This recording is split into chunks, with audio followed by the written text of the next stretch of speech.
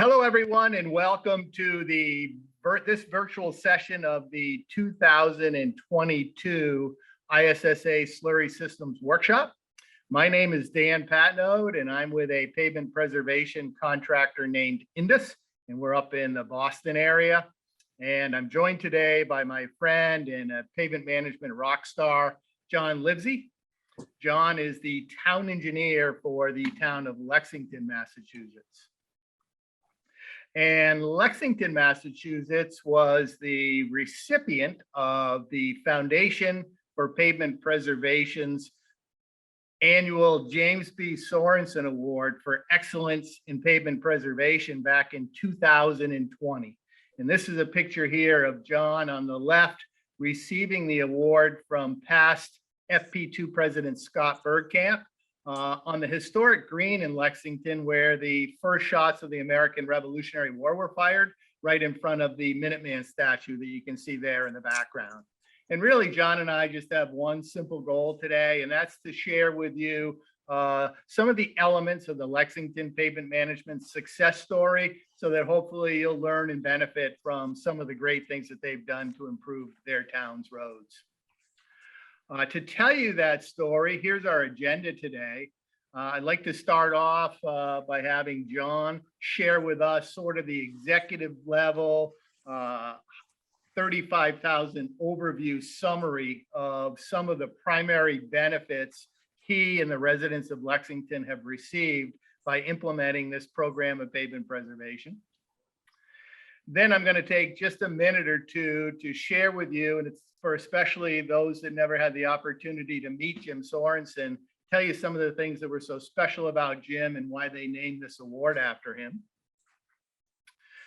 Then I'm going to take you through the 4 different award criteria and their weightings that the judges at FP2 utilize every year to evaluate the different nominations for this award. Then John and I will share, go back and forth, sharing with you some of the program highlights relative to those award criteria. We're just going to give you 1 or 2 specific examples of each of those four criteria, so you get a flavor of the types of accomplishments they've had and the information that was submitted to the judges that reviewed the nominations. And then we're going to close today by having John share with you his top 3 lessons learned. This is not an overnight success story. In fact, it took 10 years for John and his team in Lexington to get from where they were to where they are. And learned a lot of things over those 10 years, and these will be his top 3. So let's start off by having John give us that high-level overview of their network success story. John? Thank you very much, Dan, and thank you, ISSA, for allowing us to provide this presentation today, and for all of you that chose to listen to our presentation. So as Dan alluded to, we embarked on a bit of a journey a little over a decade ago. Our roads were in fair condition at best. We were receiving a lot of complaints about our road conditions and knew we needed to do better. So if you look at the map on the screen right now, you can see a lot of reds and oranges. Those represent roads in poor condition. And unfortunately, at that time, there were a lot of them, and our PCI was at a 68. During the presentation, you may hear me also refer to it as an RSR. Those are basically interchangeable. In Lexington, we use RSR, road surface rating, which is directly correlated with PCI, just for clarity. Then fast forward to 2020, took us some time to get here. We had to work with both our elected select board as well as town meeting. We'll talk more about town meeting later in the presentation, but our select board, after a few years of convincing, agreed to set a goal for the town to both fund and improve our roads to a condition to be in the mid 80s. So they actually voted on that. So it's an official goal of the town. And looking at 2020, we actually got the PCI up to 85. And again, if you look at the reds and oranges, there are far, far fewer on the map on the right than there are on the map on the left, which shows great progress. Another metric we use when we're evaluating our pavement network is repair backlog. These bags of money represent years of funding that are dedicated to pavement management. And back in 2010, we had over $30 million in backlog. For those that aren't familiar with backlog, backlog is the amount of funds it would take to bring your entire network up to new condition in one given year. So it would take us 10 years of funding back in 2010 to get our roads up to a new condition if we were to do it all in 1 year. In 2020, to show the reduction in backlog, we actually reduced it by 78% in just a period of 10 years. Now, 2 years of funding would actually get our roadways into new condition. So significant improvements over those years. And that's another metric that we report yearly to our town leaders and elected officials. This graph, pretty simple graph that people that aren't overly familiar with pavement management can understand, and it helps us to express the progress we make. We present this regularly as well. It gets updated every year. We always keep this 2010 condition so people know where we started.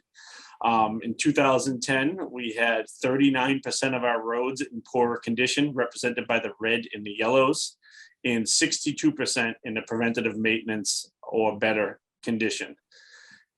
In 2020, through an intense pavement management program, as well as the adoption of pavement preservation and a number of different treatments, we had a reduction in the poorer roads from a 39% all the way down to 15%. So you can see the red and yellow pies there. Much smaller percentage of roads. This really resonates with the public when we show them this pie graph. And the roads that are in preventive maintenance or better condition are actually 85% now versus the 62% we had back in 2010. One thing that has helped us a lot with the adoption of pavement preservation, not only the condition of the roads, but our presence on the streets. Prior to that adoption of pavement preservation, as well as our goals of increasing our PCI, we were annually probably covering less than 3% of our roads. So it was very common and very likely that you could live in town and go through an entire construction season and never see our road crew in town if they weren't near you. Now we're covering over 20% of our road network a year. So it's nearly impossible to live in town if you leave your house, and in many cases, even if you don't leave your house, to not see our road crews out there working. Not only does this result in better conditioned roadways, but it also shows taxpayers that the money is being used and used effectively. So it compounds to help us get more support when we go to get funding each year. This particular map is showing 15 years worth of road work. But over the last 5 years, the amount of work has been unequivocally the heaviest. And just within the last 5 years, some roads, since our advent of taking on fog sales, have been touched more than once. So people see a lot of action on those roads. One more thing that we've noticed is before we started the program, probably the biggest asset we'd get complaints about was our road network. We were getting beat up pretty bad on it, and rightfully so. Now we actually receive more compliments than we do complaints. Few examples we have is we have what's called Citizens Academy every year, where 30 some odd citizens come in. They show up once a week at night for about a 3-hour meeting and listen to a different department so they can understand what each department's function is in town and get a better understanding of municipal government. After one of my presentations at one of the Citizens Academies we held a few years ago, a resident stood up with a question on the roads. Always nervous, wondering what the question is. Do they live on a road that needs work or what have you? But the question is, why are the roads so much better in Lexington? And they actually asked, would you be able to go to the surrounding towns to let them know what you were doing? which was quite a nice question. So always good to hear. Recently, within the last few months, a nearby town engineer asked to come visit. He wanted to learn more about pavement preservation. He actually heard that Lexington had won the Sorenson Award. And after a meeting with him for about an hour and a half, letting him know what we do, why we do it, and how we do it, he said to me, I must say, I visit Lexington a lot, and I tell my staff Lexington is doing something right. The roads are great. Very nice to hear from a colleague, someone that I have a lot of respect for. So really nice compliment to get. Another compliment we received recently was from someone on our own staff, but they're fairly new to staff. They've been here for less than a year. It's our new highway superintendent. And just off the cuff one day, as we were just passing in the hallway, he said, you know, this is great. There are almost no potholes to fill. My crews can work on so many other things, so we don't have to focus on potholes. So with that, I'll pass it back to Dan. Thank you. Thank you, John. What a great story. As many times as I've heard it, I still love to hear it, and I would love to be a lucky resident of your community. Now let's take just a minute or two to pay tribute to the man they named the Sorenson Award after. And for anybody that didn't get a chance to meet him, I can just tell you he was a very one-of-a-kind, unique individual. I think every time I saw him, he had one of these Hawaiian shirts on, like you see in this bottom photo. He grew up in Montana, served our country in Vietnam, and when he got back from overseas, he went to the university, Montana State University, to earn his civil engineering degree. Got out of there and went to work for the city of Bozeman in the engineering department there. But really where he made his mark on our industry is when he went to work at the Federal Highway Office of Asset Management. He was really a driving force back in the 90s and early 2000s on getting our country from doing mostly worst first projects, or trying to get us from doing mostly worst first projects to more and more preservation. Was really a driving force. One of his big accomplishments was working with the Foundation for Pavement Preservation and helping start up the National Center for Pavement Preservation out at Michigan State back in 2003. And when I asked his old friend, Larry Galehouse, who's now the retired but founding director of the National Center, for a few words about Jim, this is what he had to say. You know, and it's not easy being a game changer in government, especially at high levels of government like Federal Highway Administration, but Jim truly was one of those guys. He had a knack for knowing how to get things done, and we wouldn't be where we are in this country if not for his contributions in driving us all towards more and more preventive maintenance or pavement preservation. So thank you, Jim, for your contributions. The award that FP2 gives out every year has 4 criteria associated with it that the judges evaluate, and here they are real quickly. The first of those is stakeholder acceptance. John touched on that a little bit already. Very, very important to gain community buy-in in order to be successful with pavement preservation programs, and that's why this criteria is weighted so heavily at 40%. And John's going to tell you more about that in a bit here. The second criteria is related to the pavement management mantra. We've certainly all heard many, many times before, utilizing the right treatment on the right road at the right time. John and his team certainly do that, and you got to do that in order to be successful. And John will share some examples of that with you as well. The third criteria is communication with the public. This particular award criteria is only weighted by the judges at 10%, but I think it's a lot more important than that. You know, to me, it's the difference between the most successful communities doing pavement preservation and those not so successful is how good a job they do with communication. And in fact, I think it ties into that first criteria very much, stakeholder acceptance. Hard to get stakeholder acceptance, stakeholder buy-in if you don't do a great job communicating, letting people know what's going on. And John and the engineering department in Lexington do a super, super job at that. And then the last of the 4 criteria, weighted at 30%, is what they call the uniqueness of the program, including documented benefits. John just gave you 4 or 5 really high-level benefits that a community's received. I'm going to dig into another one here. as we go through our discussion of examples on how the Lexington program touches on each of these 4 criteria. So let's start off with John talking about how he's grown stakeholder acceptance in Lexington. John? Thank you. So this is something we feel like we've excelled in and have performed really well in. But first, I think I need to give you a little bit of background in how our government works. My understanding is government in our area of the country is a bit unique. So we work under what's called a town meeting form of government. Town meeting is over 200 elected residents of the town. And once a year in the spring, we meet with those residents. They're at night meetings. They usually go about 3 to 4 hours at a whack, and usually close to a dozen meetings every spring. And that is a meeting where essentially the representatives, the residents that have been voted to town meeting, vote on everything government. And that includes all of our budgets from salaries to supplies, and for me, mainly capital. That's the biggest thing I ask for is capital money.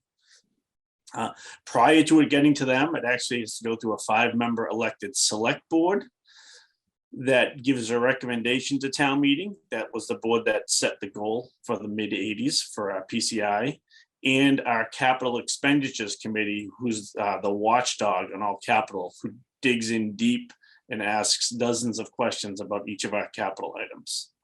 So early on when we started, we got beat up a lot on road work before our program started. Our roads were not in good condition. The work we were doing had, I would say, close to poor quality control. We had inspectors that were watching more than they were inspecting. And so we heard it from town meeting, we were having trouble getting budgets approved. Fast forward now, we have capital expenditures committee has approved us unanimously for several years in a row, and get excited to see our annual summary report, and are constantly asking me when we're going to get the updated RSR. They all take ownership and pride in seeing that number. And the elected town meeting reps that we used to go in front of and get tremendous amount of questions and negative feedback on, have now put us on the consent agenda. That's where items go that are not expecting to have any controversy or any questions. And our budget each year is now unanimously approved by over 200 town meeting representatives, which is a very difficult hurdle to reach. So the right road, right treatment, right time. I'm sure many of you have heard that mantra before. And that was something that we really needed to make sure we're able to do. But in 2010, as you can see from this chart, we had many gaps in that. We only had 3 treatments we were using. We had crack seal, mill and fills, and full depth reclamations. So getting right treatment on the right road at the right time was hard because we didn't have enough treatment. So there's gaps where roads needed work, but we didn't have a treatment to put down on those roads. So moved to 2020, we've incorporated fog seals, much more aggressive on crack seals. We do single and double microsurfacing, cape seals. We still do, of course, mill and overlays in full depth reclamations, but we also have cold in place recycling that's been very successful for us as well. And I think the best example for me of where the right treatment, the right road at the right time came in was our first cape seal application. We had a roadway that had been paved, and it was probably only 5 or 6 years old. Should be still in almost perfect condition at that point. It was a mill and fill that we had done, but there were clearly some issues with the product that had gone down. We were having segregation all over the roadway. You know, too young of a road to mill and fill again. So we were struggling with what to do. But once we learned about cape seal with that chip seal underlayment and that microsurfacing top, we knew it was the right thing to do. We put that down as actually our first cape seal, and it looks great still today. Thank you, John. Now let's go to the third award criteria, which relates to the communication with the stakeholders. And I know you can't read all this fine print. I apologize for that, but I just wanted to illustrate for you. This is a 2-page letter. It's printed on 11 by 17 paper, and it gets mailed out to every abutting resident or property owner of any of the roads that Lexington plans to work on in a given program year. And given that you can't read it, what's included, some of the information that's included in this two-page letter is a list of all the treatments that they plan to use and a brief description of each of those treatments to give their residents just some basic information and understanding. So I've highlighted the microsurfacing paragraph here, and then I've blown that up on the next slide, hoping you'll be able to read it. And you can see it's pretty simple, straightforward information, just 6 or 7 sentences describing what the treatment is, why the treatment's used, some of the things that they can expect during construction. And although it's basic, very simple information, it's helpful and appreciated by the residents, and appreciated so much more than just having the crews and equipment show up and surprise everyone with a treatment that maybe they've never seen before. So very effective communication technique. And then on the flip side of that 11 by 17 piece of paper with a 2-page letter on one side, on the other side is this map, a map of the community and all of the roads that are being worked on in that program year, color coded based on the treatment being used. And they don't include crack seal on this map because they just crack seal too many streets really to clutter the map up with that information. But any of the other paving, surface treatments, fog sealing, microsurfing, that sort of stuff is highlighted here. So really, really helpful information. In fact, when we saw this for the first time back in maybe 2016, somewhere in that time frame, we thought it was so good. We asked John for copies of it, and we routinely share it out with our other customers as the model of how to do things. Highly recommend people adopt some sort of similar communication technique. And the other communication technique that they use that I think is also very cool is they utilize their Twitter account to send out detour maps every day during construction to let people know what roads are going to be closed for construction and what the detour routes are going to be. It surprises me sometimes how many people only know one way in and out of their neighborhood. So when you shut a road for construction, people go into a tizzy. So this tweeting of detour maps, I think, is a very, very effective way to keep the taxpayers informed. And now the fourth and final criteria that the judges use in making the award is what they call the unique and documented benefits of the program. And John started off by giving you 4 or 5 really high-level benefits, but I wanted to touch on this one here. It's called the remaining service life concept. Because when you think about it, what's our job in this industry?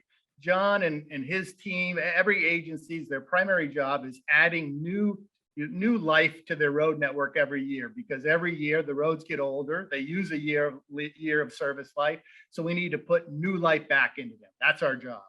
And this publication here, coincidentally or not, co-written by Jim Sorenson and Larry Galehouse. It's an FHWA publication. You can find it easily. Highly encourage you to read it. But I think it's a highly effective and very simple yet underutilized tool in our industry for explaining what we're doing. And one of the things that I like most about it is it's really simple math. All you need to do is for each treatment you use in a given program year is to take the miles of that treatment being done. You multiply that times the service life or life extension associated with that treatment in your area to arrive at the new life added into the network in a metric called mile years. A little difficult to get our heads around that concept, a mile year. What the heck is that? But really, really simple. Miles of the treatment times the service life of the treatment equals mile years. And then you tally it up for all the treatments in the network to get a summary of the new life added to a network.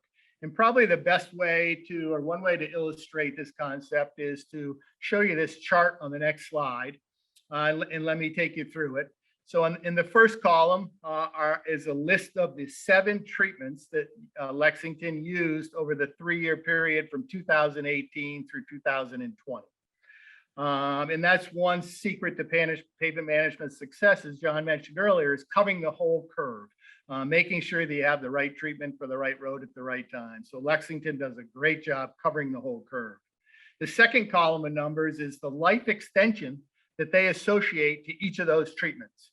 And I think they're a little on the conservative side. I mean, we live in a pretty harsh climate up here with a lot of freeze thaw, a lot of plowing, a lot of traffic, a short construction season. So our life extensions are typically lesser than you'd see in other parts of the country.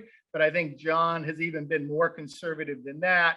And probably most agencies in our area would consider probably using a life extension a year or two longer for each of these treatments. But John and his team would rather be conservative than over optimistic with these projections.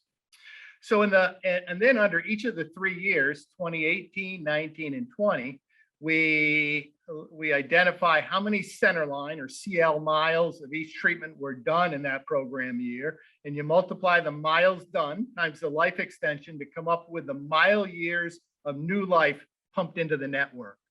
And then for each year, we tally up all those years by treatment, so that in the fourth row up from the bottom of this chart, you can see the mile years of new life added each of those 3 years, ranging from about 140 up to almost 170. Then you subtract from those numbers the amount of life that network loses annually. The Lexington network is 131.5 miles long, and those are centerline miles. So regardless of what any of us would like to have happen, what actually happens is the network loses 131.5 mile years of life every year, no matter what. So you deduct the miles lost every year from the miles injected to come up with a net gain or loss. And what we see here is that Lexington achieved a net gain all 3 years.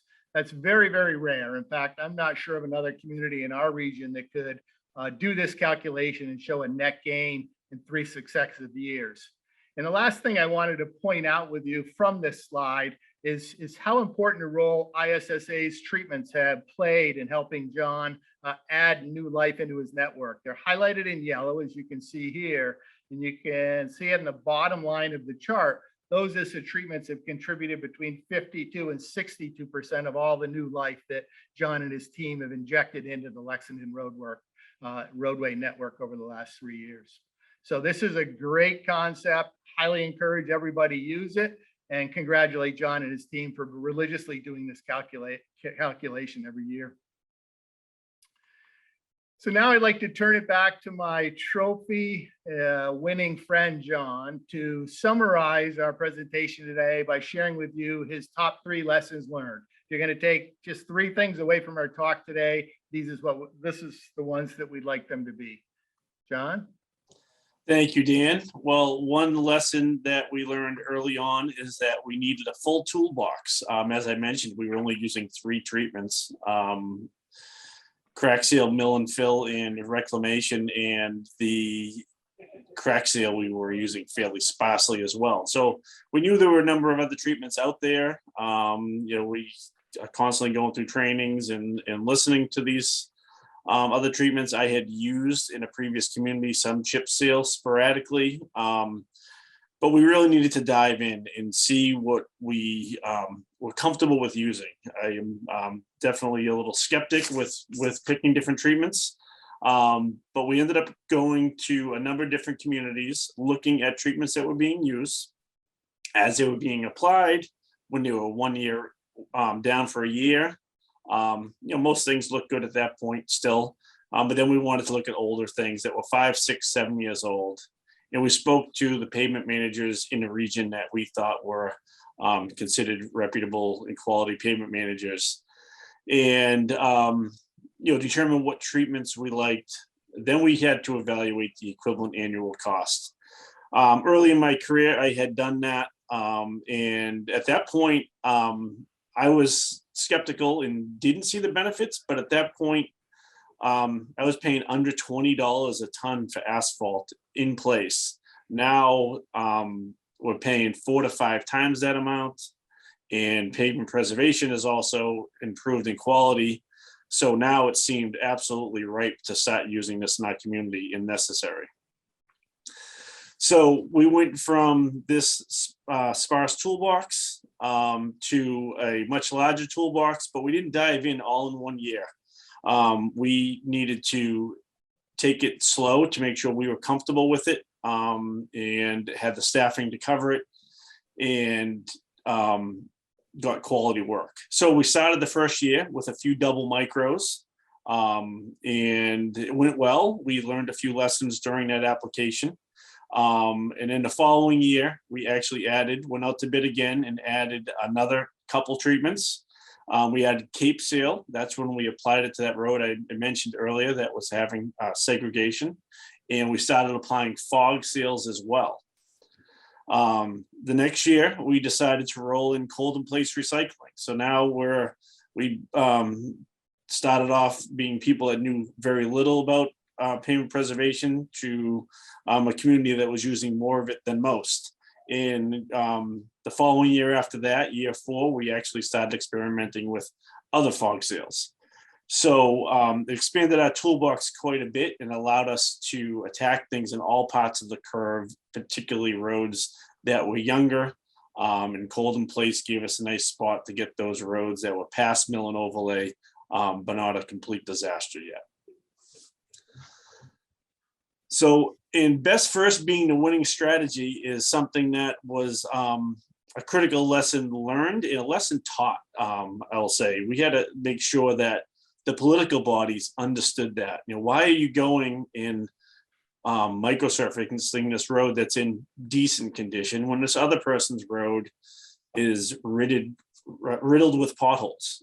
So making sure my staff understood the strategy. We did internal presentations to staff to show them why best first worked versus worst first.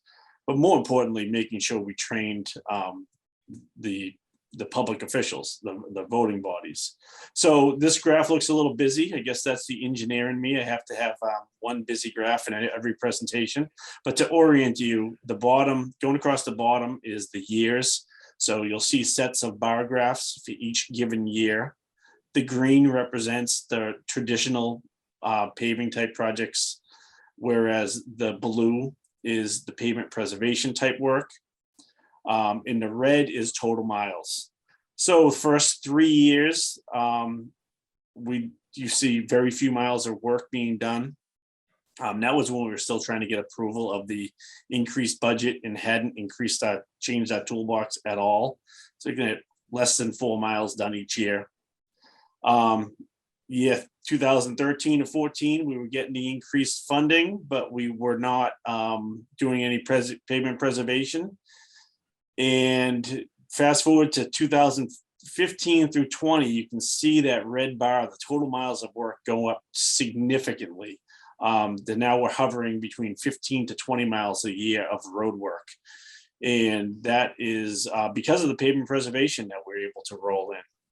And the line you see going across the top represents our pavement condition index. And it stalled between 2012 to 2014. It wasn't moving. We got it to move by implementing the pavement preservation, and that's when it really started to climb and continues to climb each year. It's in the mid 80s as of 2020, and we are in the process of calculating 2021 now. Early indication is it's gone up from there. And the final lesson learned is that communication is key. We have a very engaged public in town that really wants to be in the know. And one thing I'll say about the communication is it's also a great opportunity for education, which Dan talked about, that mailer. That's the first thing that goes out before the construction season begins every year. And it goes out every year, probably hits 3,000 different households. So that's a lot of people that we're getting to each year. We also do a door-to-door handout a few days before the treatments go down, so people know that we're coming. And that directs them to the website so they can look for any schedule changes. As you know, weather can change schedule at any point. And the website is a great place for them to keep updated. On the website, they'll find a YouTube video with one of our engineers that put together discussing a few of the treatments. that you see in the bottom left corner is a still shot of that. And we send out tweets on road closures. Dan touched on that, so I won't belabor that one, but that's people look forward to seeing that. And the last few contacts we have is a constant contact that goes out to anyone in town that has interest in being updated on construction projects throughout the season. They get constant contacts at any time is an important message. It gets emailed to them. And our final communication is an email. And this communication is for internal customers. And what I mean by that, it's our public safety departments, fire, ambulance, and police. It also goes out to the trash haulers, the state busing services that come through town, as well as the local service and school bus services. And that concludes our presentation. And I'll pass it on to Dan for closing remarks. Thank you, John, and thank all of you for watching today. We appreciate your time. We hope you found it worthwhile. We wish you the best in having a great virtual workshop, and we also want to offer up the opportunity to answer any questions you might have. All you need to do is send either John or I an email, or both of us an email, and we'll do our best to get back with you with whatever information you're looking for. Here's our email addresses here, and thank you again. Have a great workshop. Thank you.